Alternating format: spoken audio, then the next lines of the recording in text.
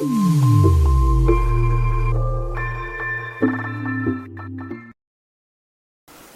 दोस्तों, कैसे हो आप। इस वीडियो में मैं ऐसे 10 टॉपिक बताऊंगा जो 10वीं के बोर्ड एग्जाम में पूछा जाता है। तो चलिए देखते हैं। सबसे पहला जो टॉपिक है वो है आपका शून्यकों का योगफल और गुणनफल। यहाँ पे शून्यक के जगह पे समीकरण भी लिखा रहेगा, द्विघात समीकरण भी लिखा रहेगा, वर्ग समीकरण भी लिखा रहेगा। आपको एक ही मेथड से बनाना है। तो चलिए कैसे देखते हैं। सबसे पहले देखिए यहाँ पर सीजी बोर्ड एग्जाम 2017 में, 2018 में, 19 में, 21, 22, 23, 24 और इससे पहले भी जितना एग्जाम हुआ उन सभी एग्जाम में ये क्वेश्चन पूछा गया है। तो बहुत आईएमपी को टॉपिक है। इसमें से आपको 2 नंबर या 3 नंबर का एक प्रश्न आएगा। बहुत बार सही विकल्प और रिक्त स्थान में भी पूछा जाता है। तो देखिए इस टॉपिक को हल करना बहुत ही आसान है। आपको इसमें क्या करना है, सबसे पहले तो आपको देखिए इसमें ABC लिखना आना चाहिए। एक्स स्क्वायर के सामने आपको a का मान मिलेगा। उसके बाद देखिए यहाँ पे जो b इक्वल्स टू यहाँ पे x के सामने b का मान मिलेगा। क्या दिख रहा है आपको, -5। सॉरी, यहाँ पे a का जो मान लिखा है एक्स स्क्वायर के सामने कुछ नहीं, मतलब कितना होगा, 1 होगा। उसके बाद c का वैल्यू जो है वो आपको एकदम आखिरी में लास्ट में मिलेगा। देखिए यहाँ पे क्या है, 6 है। सबसे पहले देखिए एक्स स्क्वायर के सामने आपको देखना है, कुछ नहीं दिख रहा है तो 1। अगर यहाँ पे 2, 3 लिखा रहता तो आप यहाँ पे 2 लिख सकते हैं, लेकिन फिलहाल अभी इस प्रश्न में नहीं है तो हम लोग नहीं लिखेंगे। उसके बाद x के सामने देखिए -5 है तो 5 लिखना है। और आखिरी में क्या दिख रहा है, 6 दिख रहा है तो 6 लिखेंगे। तो बहुत सिंपल है। देखिए यहाँ से a का मान, दूसरे पद से b का मान और तीसरे में से जो भी दिखेगा वो होगा c का मान। माइनस सामने देखने से लिखना है, प्लस लिखने की आवश्यकता नहीं है। उसके बाद हमको याद क्या करना है, योगफल और गुणनफल का जो सूत्र है वो आपको याद करना है। उसका भी एक ट्रिक मैं आपको बता रहा हूँ। देखिए आपको करना है कि आपको याद रखना है a, b और c, ये 3 अक्षर आपको याद रखना, 3 लेटर याद रखना है। उसमें से इस a को आप b और c के नीचे लिख दीजिए। तो यहाँ पे इस a को अगर हम लोग b और c के नीचे लिख देंगे और इसके सामने माइनस लगा देंगे तो ये पहला वाला जो है ये आपका बन जाएगा योगफल का सूत्र, और सेकंड जो c बचा है ये हो जाएगा आपका गुणनफल का सूत्र। तो हम लोग यहाँ पर लिखेंगे शून्यकों का योगफल। तो यहाँ पे नोट हो जाएगा शून्यकों का योगफल। सूत्र कैसे लिखना है आपको बता दिया हूं। तो इस शून्यकों का योगफल का सूत्र है -b/a। अब हम लोग इसमें लिखेंगे माइनस का माइनस, b का वैल्यू देखिए यहाँ पे माइनस में ऑलरेडी, तो आप क्या करेंगे इसमें ऑलरेडी आपको और एक बार -5 जो भी है b का वैल्यू उसको देख के नोट करना पड़ेगा। बहुत लोग क्या मिस्टेक करते हैं, माइनस है और यहाँ पे माइनस है तो एक ही बार माइनस बिठाते हैं। आपको माइनस फार्मूला का जो माइनस है वो भी बिठाना है, और b का जो मान है माइनस में तो माइनस और प्लस में है तो आपको खाली प्लस वाला संख्या बिठाना है। उसके बाद a का वैल्यू यहाँ पे 1 दिख रहा है तो 1 लिखेंगे। उसके बाद देखिए यहाँ पर अब क्या करेंगे हम लोग, माइनस माइनस में हम लोग जानते हैं कि क्या होगा, प्लस हो जाएगा। तो इस प्रकार से ये हमको प्राप्त हो जाएगा माइनस माइनस प्लस और 5 का 5 और बटे के नीचे 1 मिलेगा। हम लोग जानते हैं बटे के नीचे 1 लिखने की आवश्यकता नहीं है तो हम लोग इसको हटा देंगे। खाली हमारा आंसर जो है वो 5 हमको प्राप्त होगा। ये हमारा देखिए शून्यकों का योगफल का जो आंसर है हमको प्राप्त हो चुका है।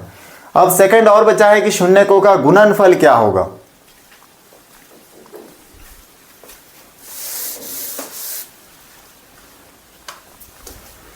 शून्यकों का गुणनफल पता करना भी सिंपल है। इसके लिए आपको करना क्या है, यहाँ पे लिखना है शून्यकों का गुणनफल और उसके बाद देखिए इसका सूत्र भी लिख लेना है, शून्यकों का गुणनफल। और शून्यकों का गुणनफल का जो सूत्र होता है वो होता है आपका c/a। उसके बाद बराबर, अब यहाँ पे देखिए c का वैल्यू क्या दिख रहा है, 6 दिख रहा है तो 6 लिखेंगे, और a का वैल्यू यहाँ पे देखिए 1 दिख रहा है इसलिए हम लोग यहाँ पे 1 लिखेंगे।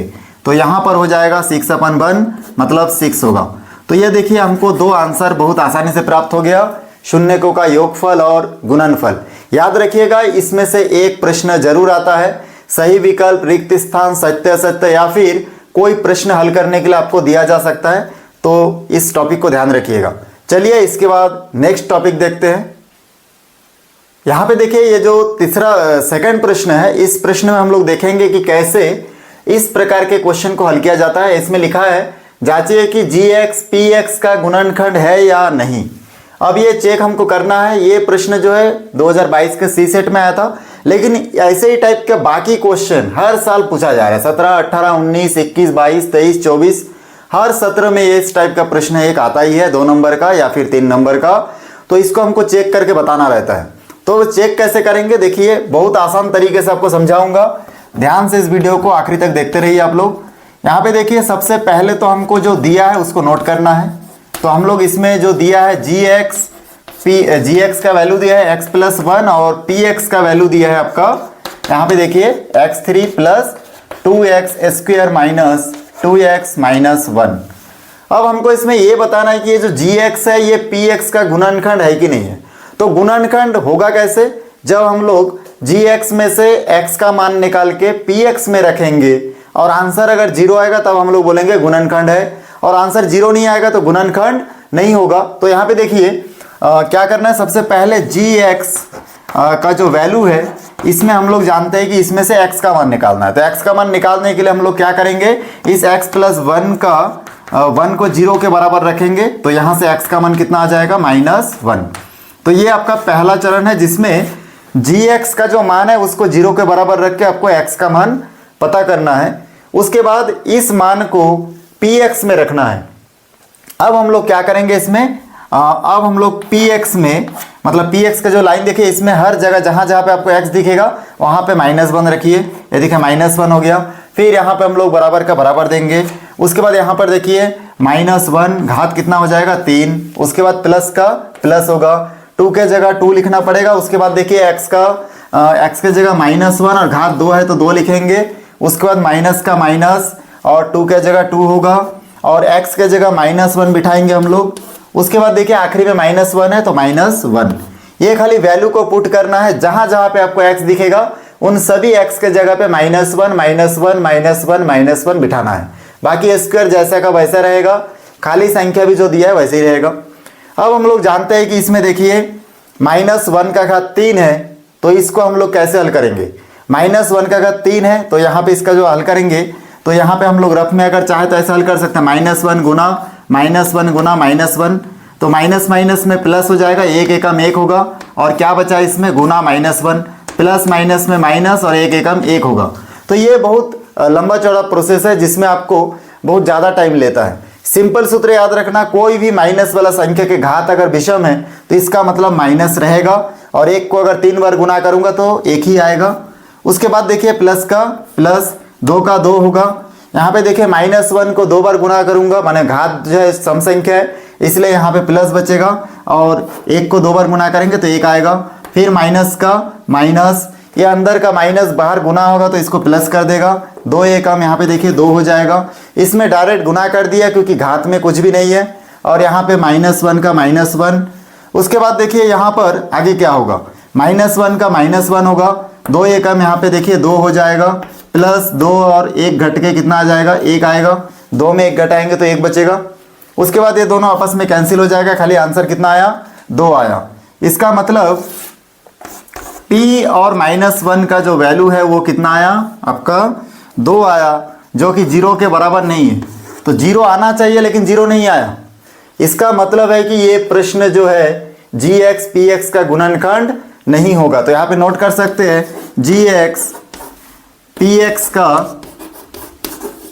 का गुणनखंड नहीं होगा, गुणनखंड, ठीक ना, नहीं है। क्यों नहीं है ये समझ में आ गया, क्योंकि आंसर 0 आना चाहिए था लेकिन 0 नहीं आया, इसलिए यहाँ पे gx px का गुणनखंड नहीं होगा। तो ये 2 प्रश्न था जो बहुत आईएमपी है, लगातार पूछा जा रहा है, आप देख रहे हैं। चलिए इसके बाद हम लोग और तीसरा टॉपिक देखते हैं। यहाँ पे देखिए जो तीसरा मोस्ट आईएमपी टॉपिक है जो हर साल पूछा जाता है वो है आपका विभेदक ज्ञात करना। कैसे विभेदक ज्ञात करेंगे, तो यहाँ पर देखिए 2x² + 5x + 5 = 0। ये प्रश्न छत्तीसगढ़ 2017 में सेट सी में पूछा गया था। बाकी ये 17 से लेकर अभी तक हर साल पूछा जाता है, बहुत आईएमपी क्वेश्चन है। तो हम लोग इसको हल करने के लिए देखिए सबसे पहले इसमें भी हमको ABC निकालना है और विभेदक का सूत्र हमको मालूम होना चाहिए। तो हम लोग जानते हैं कि विभेदक का सूत्र बहुत आसान होता है। उसका सूत्र जो होता है वो आपका होता है D = b² - 4ac। फार्मूला देख के आपको याद आ गया, इसमें ABC हमको निकालना है। तो सबसे पहले देखिए यहाँ से हम लोग ABC निकाल लेंगे, और याद से बिल्कुल एग्जाम में आप हल दिया है नोट कर लीजिएगा। अब यहाँ पे देखिए a का वैल्यू कितना है, इसमें a का वैल्यू देखिए यहाँ पे 2 दिख रहा है, जो हमको a का वैल्यू कहाँ मिलता है, x² के सामने। उसके बाद b का मान जो इसमें देखिए x के सामने मिल रहा है 5 है, प्लस में, इसलिए खाली सिंपल 5 लिखने से हो जाएगा। और आखिरी में लास्ट में c का वैल्यू भी आपको क्या दिख रहा है, देखिए 5 दिख रहा है, ये 5 हो गया। अब विभेदक को हम लोग हिंदी में विभेदक लिखते हैं या फिर हम लोग इसको विविक्तिकर भी बोलते हैं या d से दर्शाते हैं। तो यहाँ पे विभेदक और d लिखने से हो जाएगा, बराबर के इस तरफ सूत्र लिख लीजिए, minus B square minus 4ac, क्या होता है बी स्क्वायर माइनस 4ac, याद रखिएगा विभेदक का सूत्र बी स्क्वायर माइनस 4ac। यहाँ पे हम लोग देख देख के मान नोट करेंगे, b का वैल्यू b के जगह पे होगा 5 का, देखिए यहाँ पे स्क्वायर का स्क्वायर माइनस 4 के जगह 4 लिखिए। उसके बाद यहाँ पे 4ac के बीच में कुछ नहीं है, गुना गुना का उपयोग कर सकते हैं, तो गुना दे के फिर a का वैल्यू कितना दिख रहा है, देखिए 2 दिख रहा है। उसके बाद c का वैल्यू कितना दिख रहा है, 5 दिख रहा है, तो गुना यहाँ पे 5 लिखेंगे। सबसे पहले आपको इन तीनों को गुना करना है, इसको भी गुना कर सकते हैं, घात 2 है, मतलब बहुत लोग इसमें भी गलती करते हैं, 5 गुनी 2 लिखते हैं और 10 लाते हैं, तो ये गलत है। आपको 5 को 2 बार लिखना है, क्योंकि घात क्या बताता है कि नीचे वाला संख्या को कितने बार गुना करना है, तो ये करेक्ट है। तो यहाँ पे 5 पंजे कितना हो जाएगा 25, माइनस 4 दूनी कितना होगा 8, और 8 पंजे कितना हो जाएगा 40। तो इस प्रकार से 40 आया। इसका आंसर देखिए 40 में 25 घटाएंगे 15 आएगा। घटाने जोड़ने के बाद हमेशा बड़ी संख्या और छोटी संख्या को ध्यान देना है। इन दोनों में से बड़ी संख्या माइनस में है, इसलिए यहाँ पे उत्तर के सामने माइनस होगा। तो डी का वैल्यू जो है हमको देखिए इसमें -15 प्राप्त हुआ। इस प्रकार आपको विभेदक पता करना है। बहुत सिंपल क्वेश्चन है, हर साल पूछा जाता है, तो ये टॉपिक भी पढ़ के जाइएगा, एग्जाम में आता है। चलिए इसके बाद चौथा टॉपिक देखते हैं जो लगातार एग्जाम में आ रहा है।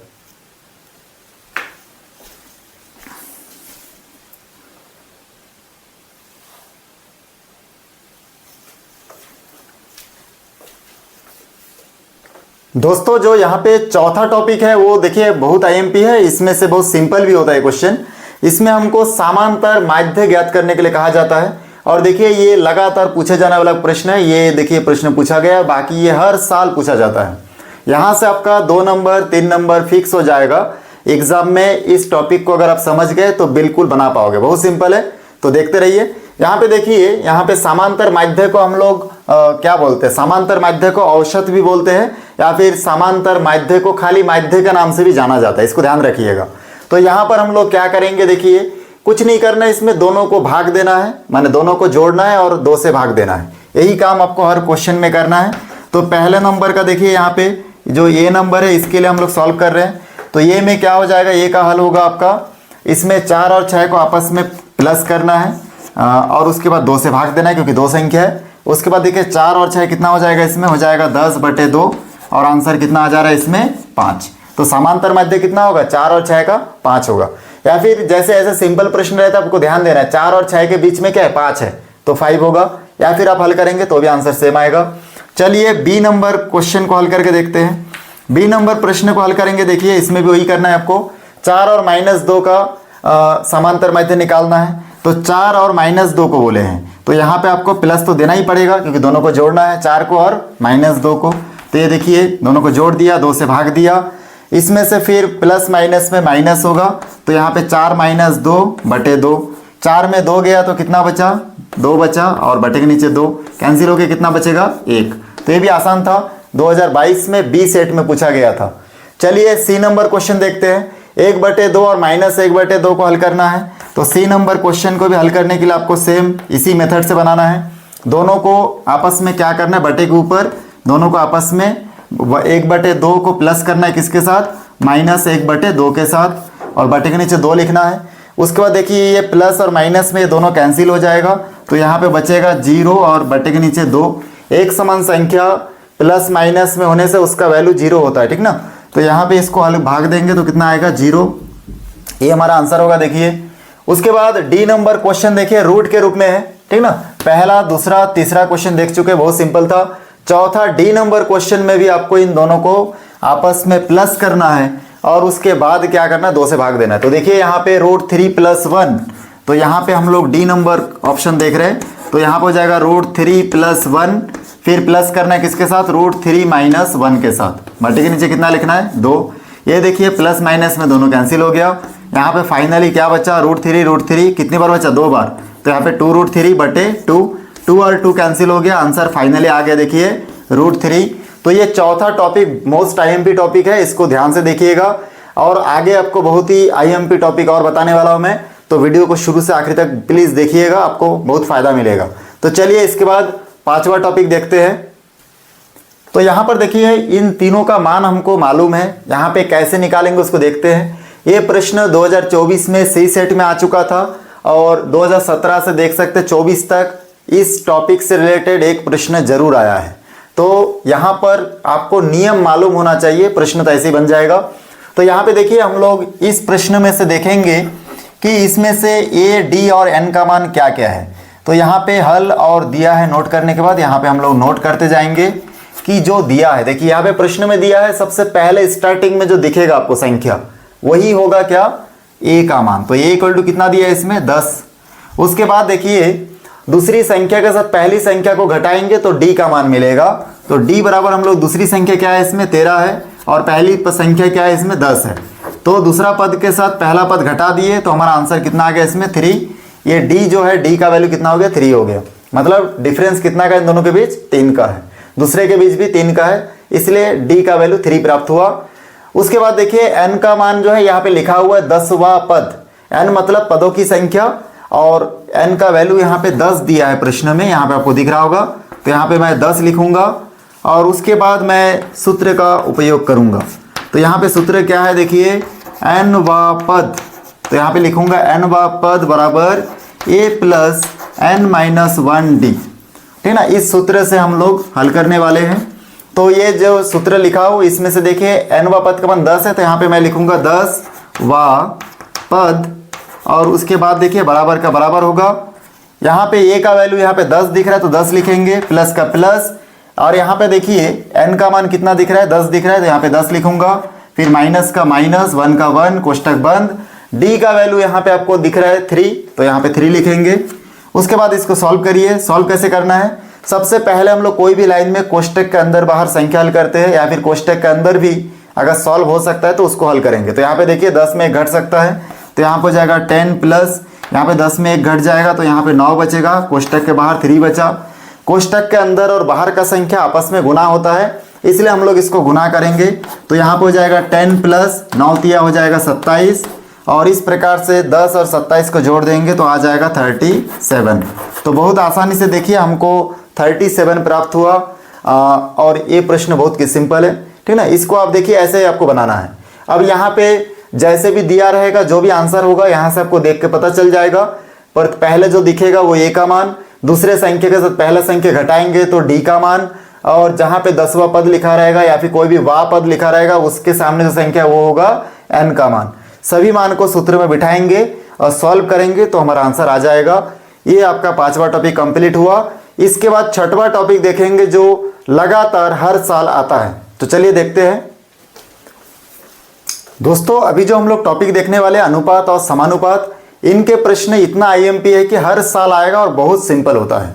तो देखिए ये जो 6वां टॉपिक हम लोग देख रहे हैं इसमें 2 टाइप के क्वेश्चन है, एक में 3 संख्या, एक में 4 संख्या। तो थोड़ा सा आइडिया दे देता हूं आपको, 3 संख्या कैसे लिखे। जैसे ए बी सी 3 संख्या है तो लिखने का टेक्निक क्या रहेगा, अगर इसके बीच में अनुपात अनुपात ऐसे दिया रहेगा तो कैसे लिखना है, ए के साथ बी को लिखना है बटे में और बराबर के बाद फिर बी के साथ सी को लिखना है। बहुत सिंपल है, ध्यान दीजिए, ए के साथ बी को लिखना है फिर बराबर के बाद बी के साथ सी को लिखना है बटे में, हो जाएगा। उसी प्रकार से अगर मान कर चलिए 4 अंक होता है, जैसे ए अनुपात बी अनुपात समानुपात फिर सी अनुपात डी रहेगा, तो आपको कैसे करना है, ए के साथ बी को लिखना है और उसके बाद सी के साथ डी को लिखना है बराबर के उस तरफ। तो बहुत सिंपल है और तिर्यक गुना तो दोनों में होगा, हम लोग बाद में देखेंगे। फिलहाल 2, 3 अंक और 4 अंक लिखने का टेक्निक आपको समझ में आ जाए। चलिए अब हम लोग आगे क्या करेंगे देखते हैं। यहाँ पे देखिए जो प्रश्न है ये 3 अंक है, 1 2 3, इसमें से x का मान क्या होना चाहिए हमको पता करना है। तो इसके लिए हम लोग क्या करेंगे, इसमें 3 अंक लिखना कैसे है, सबसे पहले जो दिया है उसको आपको नोट कर लेना है। ये प्रश्न इतना आईएमपी है, हर साल आता है, ठीक ना। और ये जो प्रश्न देख रहे हैं 2022 में ए सेट में पूछा गया था। यहाँ पे हम लोग इसको पहले नोट करेंगे 16 अनुपात 4 अनुपात x। अब लिखने का टेक्निक यहाँ पे देखिए 16 के साथ 4 को लिखेंगे बटे में, 16 बटे 4, ठीक है, बहुत आसान है। उसके बाद बराबर का निशान देना है, उसके बाद 4 के साथ फिर x को लिखना है, तो 4 बटे x। वो हो गया बहुत आसान। उसके बाद देखिए तिर्यक गुना करिए, ए इसके साथ गुना होगा तो क्या हो जाएगा इसमें 16 गुणित x और बराबर का बराबर होगा, फिर ए इसके साथ गुना होगा, जैसे ए इसके साथ गुना हुआ वैसे ए गुना होगा तो हो जाएगा 4 गुणित 4। उसके बाद हम लोग जानते हैं कि x इक्वल टू ये 16 गुना में उधर जाके भाग हो जाएगा, मतलब बट्टे के नीचे चला जाएगा। ऊपर देखिए 4 चौक 16 और 16 कैंसिल हो जाएगा, मतलब 4 चौक 16, 4 एकम 4 कैंसिल हो गया। x का जो फाइनल मान प्राप्त होगा वो प्राप्त होगा देखिए 1। तो बहुत आसानी से हमको x का मान प्राप्त हुआ, सिंपल था। चलिए 4 संख्या होने से क्या करेंगे उसको देखते हैं। 4 संख्या में भी आपको सेम ऐसे ही वो करना है, हल दिया है तो नोट करना ही है, अनिवार्य है एकदम बिल्कुल, ठीक ना। इसके बाद ही शुरू करना है क्वेश्चन लिखना। यहाँ पे हम लोग इन प्रश्नों को पहले नोट कर लेंगे। 8 अनुपात, यहाँ पे देखिए 14, फिर समानुपात, फिर हो जाएगा x अनुपात, फिर हो जाएगा 28। उसके बाद यहाँ पे पहले के साथ दूसरे को बटे में लिखेंगे तो हो जाएगा 8/14 बराबर यहाँ पे हो जाएगा x/28। उसके बाद तिर्यक गुना करिए, इसके साथ एक गुना हो जाएगा, इसके साथ एक गुना होगा। तो यहाँ पे आप पहले कोशिश कीजिएगा कि x वाले के साथ पहले गुना कर दो, क्योंकि x को हमेशा बाएं तरफ रखने का कोशिश करना है। अगर दाएं तरफ आप रखेंगे कोई दिक्कत नहीं है। तो इसके साथ गुना करके कितना हो गया बराबर, ये दोनों गुना हो गया कितना हो जाएगा 8 गुना 28। उसके बाद x का मान निकालने के लिए x के साइड से 14 को उधर पक्षांतर करिए, उधर जाके क्या हो जाएगा भाग हो जाएगा, तो 8 इंटू 28 हो जाएगा और बटे यहाँ पे 14 हो जाएगा। यहाँ से देखिए 14 दूनी कितना होता है 28, तो इस प्रकार से 2 बचा, 8 दूनी कितना हो गया 16, तो x का वैल्यू कितना आ गया 16 आ गया। तो ये अनुपात और समानुपात का क्वेश्चन बहुत सिंपल है, आसान भी है और हर साल आता है, इसको बिल्कुल देखिएगा, बहुत सिंपल है। 3 संख्या कैसे लिखना है, 4 संख्या, ये 2 प्रैक्टिस करके जाइएगा। और सिद्ध करने वाला क्वेश्चन भी आता है जो मेरे YouTube चैनल के प्ले लिस्ट में जाकर आप देख सकते हैं, ठीक ना। इस अनुपात समानुपात अध्याय के सभी क्वेश्चन को वहाँ पे सॉल्व करके बताया गया है, उसको भी आप देख सकते हैं, ज़्यादा आपको बेनिफिट मिलेगा। तो चलिए इसके बाद 7वां टॉपिक देखते हैं। दोस्तों अभी जिस टॉपिक पे हम लोग बात करने वाले वो है 2 बिंदुओं के बीच का दूरी ज्ञात करना। बहुत ही IMP है और लगभग हर साल ये पूछा जा रहा है, देख सकते हैं आप। ये जो प्रश्न लिखा हुआ ये 2017 में C सेट में आया था। ऐसे अगर प्रश्नों को गिनोगे कम से कम 40-50 प्रश्न होगा जो हर साल आया है, ठीक ना। 2, 3, 4 क्वेश्चन करके हर साल पूछा जाता है। तो देखिए ये 2017 में 18, 19, 20, 21, 22, 23, 24 और आने वाले इस 25 के एग्जाम में भी इससे रिलेटेड प्रश्न पूछा जाएगा। यहाँ पे 2 बिंदु दिया है, बहुत बार 2 बिंदु ना दे के मूल बिंदु मतलब 0, 0 से ज्ञात करना पड़ता है, ठीक ना। तो उसको भी आप देख सकते हैं, मेरे प्ले लिस्ट में जाइए, यूट्यूब के प्ले लिस्ट में क्लास 10th में जाके वहाँ पे डिटेल्स में पूरा क्वेश्चन सॉल्व किया गया है। यहाँ पे चलिए हम लोग इसको देखते हैं टॉपिक क्या है और इसको हम लोग इस टॉपिक को समझ के कैसे इसमें से कुछ नंबर प्राप्त कर सकते हैं उसको हम लोग देखेंगे। तो देखिए यहाँ पर 2 बिंदु दिया है, ये 2 बिंदुओं को हम लोग यहाँ पे हल दिया है करके नोट कर लेंगे। तो यहाँ पे देखिए, यहाँ पे हम लोग देखेंगे पहला बिंदु 5 और 8 है और दूसरा बिंदु 5 और 3 है। इसका मतलब इन दोनों के बीच दूरी का सूत्र हमको ज्ञात करना है। दूरी का सूत्र क्या होता है देखिए, d बराबर हम लोग इसको लिख सकते हैं √x2 - x1 का whole square plus y2 - y1 का होल स्क्वायर। याद रखिएगा बहुत आसान सूत्र है, x2 - x1 का whole square plus y2 - y1 का होल स्क्वायर, ये सूत्र है। इसका मतलब हमको इस 2 और 2 जो 4 बिंदु दिया है, ये 4 बिंदु इसमें से ही है। तो कैसे हम लोग देखेंगे, देखिए यहाँ पे जो 5 और 8 दिया है, ठीक ना। ये जो देखिए पहला जो है ये x और y है, दूसरा बिंदु जो है इसमें भी x और y है। दुनिया के हर बिंदु पे आपको x और y दिखना चाहिए, ठीक ना। यहाँ पे आपको मालूम होना चाहिए कि इसके जो हर बिंदु होता है उसमें 2 पॉइंट होता है x और y। तो यहाँ पे x है, दूसरा बिंदु y है, यहाँ पे देखिए x है और दूसरा बिंदु y है। लेकिन क्योंकि ये पहला बिंदु है इसलिए यहाँ पे हम लोग 1, 1 लिखेंगे और ये क्योंकि दूसरा बिंदु है इसलिए यहाँ पे 2, 2 लिखेंगे। आपको समझाने के लिए मैं लिख रहा हूँ, आप पेंसिल से ऐसे लिख सकते हैं एग्जाम में, ठीक ना, ताकि कंफ्यूजन ना हो। तो यहाँ से देख देख के लिखिए, x1 की जगह कितना है देखिए, x1 के जगह पे यहाँ पे 5 है और y1 के जगह पे क्या है देखिए 8 है, लिख दिया। उसी प्रकार से x2 के जगह पे क्या है देखिए, यहाँ पे x2 के जगह पे 5 है और y2 के जगह पे -3 है, तो y2 बराबर लिखेंगे -3। अब इसमें से इन जो भी x2, x1, y1, y2 का वैल्यू है इन सभी को इस सूत्र में बिठाना पड़ेगा। तो ध्यान से बैठाना है यहाँ पे, ठीक ना, इसमें कंफ्यूजन नहीं होना है और बिल्कुल हड़बड़ी नहीं करना है। यहाँ पे x2 का मान कितना दिया है 5, तो यहाँ पे हम लोग 5 लिखेंगे, माइनस का माइनस, x1 का मान यहाँ पे 5 दिया है तो 5 लिखेंगे, और देखिए स्क्वायर का स्क्वायर प्लस का प्लस हो जाएगा। उसके बाद y2 का मान देखिए यहाँ पे कितना दिया है, -3 दिया है, तो यहाँ पे लिखेंगे कोष्टक के अंदर -3, फिर माइनस का माइनस। उसके बाद y1 का मान यहाँ पे दिया है, देखिए 8 दिया है, तो यहाँ पे हम लोग 8 लिखेंगे और इसका स्क्वायर। अब देखिए इसमें आगे क्या होगा, यहाँ पे अंडर रूट, यहाँ पे इसके अंदर क्या हो रहा है, 5 और 5 आपस में घट गया, 0 हो गया, तो यहाँ पे होगा 0 का स्क्वायर प्लस यहाँ पे -3 और -8, माइनस माइनस में क्या होता है, प्लस होता है।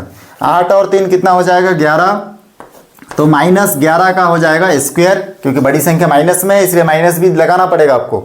फिर 0 को हम लोग जानते हैं कि 0 मतलब 0 ही हो गया वो, ठीक ना। यहाँ पे हम लोग आगे सॉल्व करेंगे, तो आखिर देखिए रूट के अंदर बचा कितना, -11 का स्क्वायर बचा है, और इसमें हम लोग जानते हैं कि माइनस को 2 बार, माइनस के ऊपर अगर सम संख्या है तो माइनस वहाँ से गायब हो जाएगा।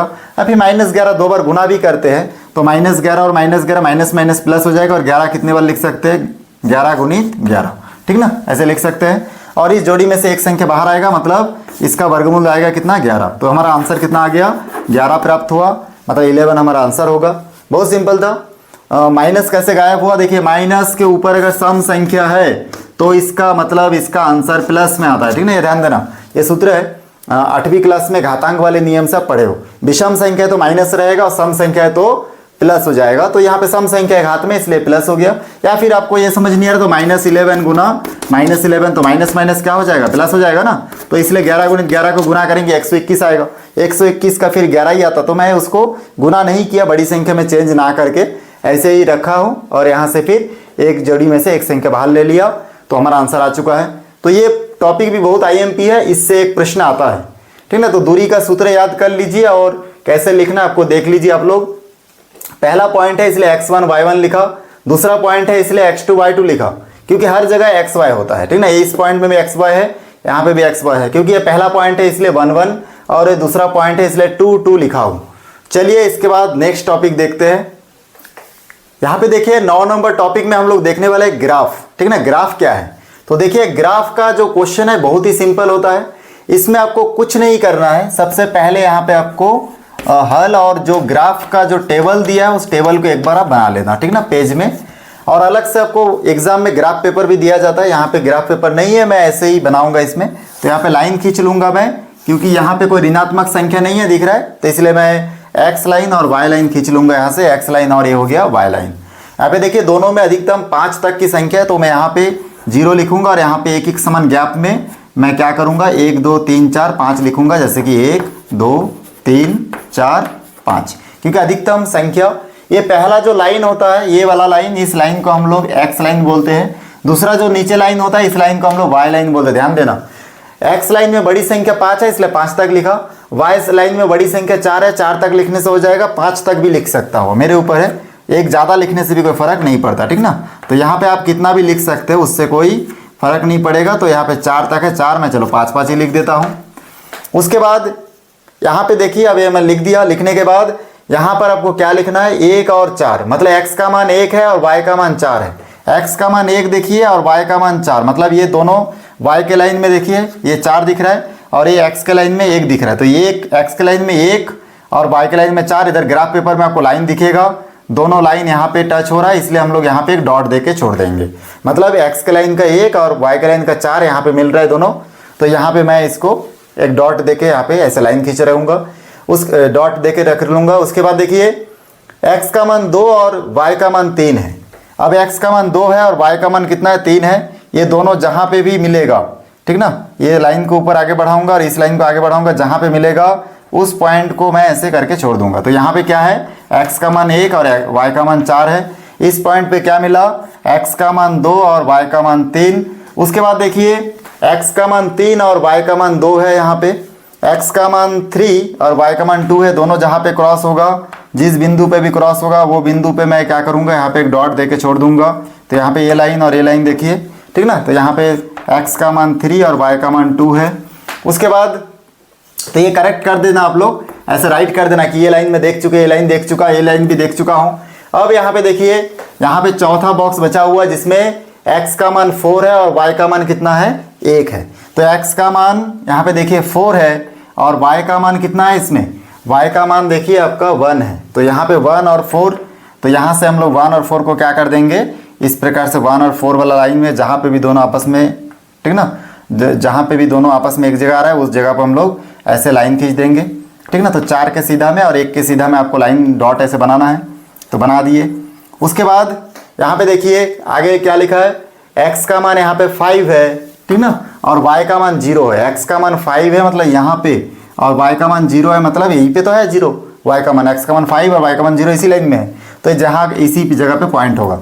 इन सभी पॉइंट पे मैं इस प्रकार से नोट कर भी दूंगा कि कितना कितना आ रहा है कहाँ पे। तो यहाँ पे कितना आया था, x का मान 5, y का मान 0, तो नोट कर दिया। अब स्केल से हम लोग क्या करेंगे, यहाँ से एक सीधा लाइन हम लोग खींच देंगे, ठीक ना, इसको मिलाते हुए ऐसे लाइन खींच देंगे, ठीक है। लाइन मेरा थोड़ा सा इधर देखिए थोड़ा तिरछा बना, एकदम सीधा नहीं बना, बाकी स्केल से बनाओगे एकदम सीधा बनेगा।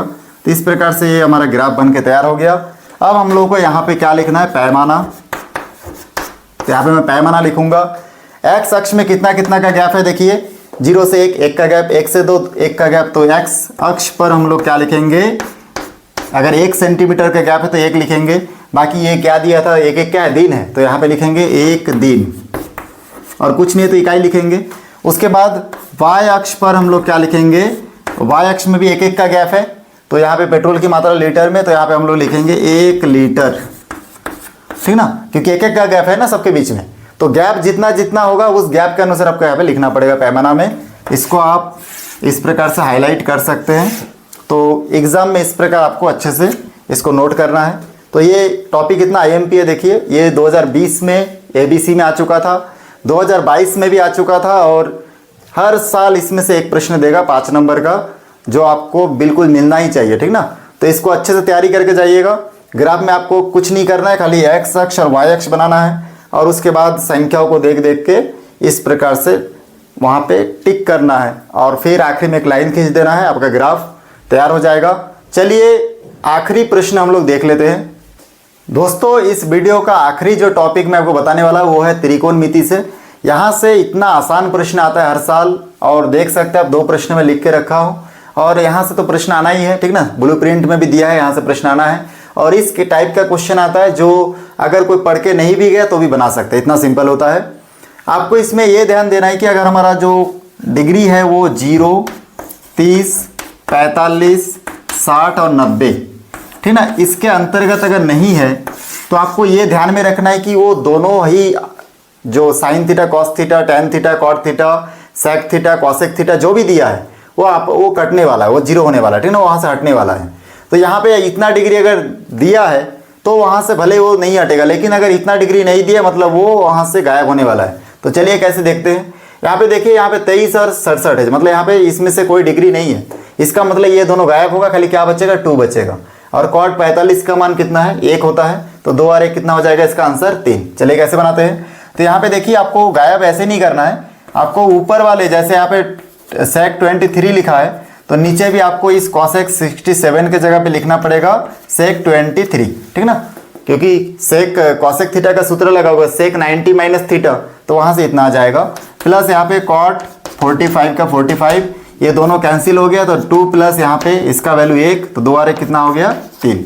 बहुत सिंपल है, आपको सूत्र लगाने की भी जरूरत नहीं, एकदम ट्रिक बता रहा हूँ आपको। सीधा सिंपल आप क्या कीजिएगा, या तो सेक 23 है तो नीचे सेक 23 लिखिए, या फिर ऊपर आप कॉसेक 67 लिख दीजिए, ताकि दोनों आपस में कैंसिल हो जाए, ठीक है। कब, जब ये सब डिग्री नहीं रहेगा तब आपको ये फार्मूला यूज करना है। यहाँ पे भी देखिए साइन 59 और कॉस 31 दिया है, तो इसका आंसर खाली 2 ही होगा। तो कैसे होगा, क्योंकि हम लोग इसमें से देखिए जो साइन 59, तो नीचे भी मैं लिख दूंगा साइन 59, क्योंकि कॉसेक 31 में अगर सूत्र लगाऊंगा कॉस थीटा बराबर साइन 90 माइनस थीटा, तो इतना ही आएगा। तो डायरेक्ट आप खाली एक जैसा बनाइए, ठीक ना, ये कैंसिल हो गया, कितना बचा, 2 आया। अगर आप ऐसा नहीं बनाना चाहते तो इसको ऐसे भी बना सकते हो, 2 नीचे कॉसेक 30 है तो ऊपर भी आप लिख दोगे कॉस, नीचे कॉस 31 है तो यहाँ पे ऊपर लिखोगे कॉस 31, और नीचे भी तो ऑलरेडी जो है तो रहेगा ही, तो यहाँ पे कॉस 31, दोनों कैंसिल हो गया, आंसर कितना आया, 2 आया। तो ये ट्रिक आप लोग यूज़ करिएगा, ठीक ना। उम्मीद है दोस्तों ये 10 टॉपिक पढ़ने के बाद एग्जाम में आप अच्छे नंबर से पास हो पाएंगे, आपका पासिंग मार्क आ ही जाएगा, आपको फेल होने का कोई डर नहीं है। वीडियो को शुरू से आखिरी तक देखें, इसलिए आप सभी का बहुत बहुत धन्यवाद।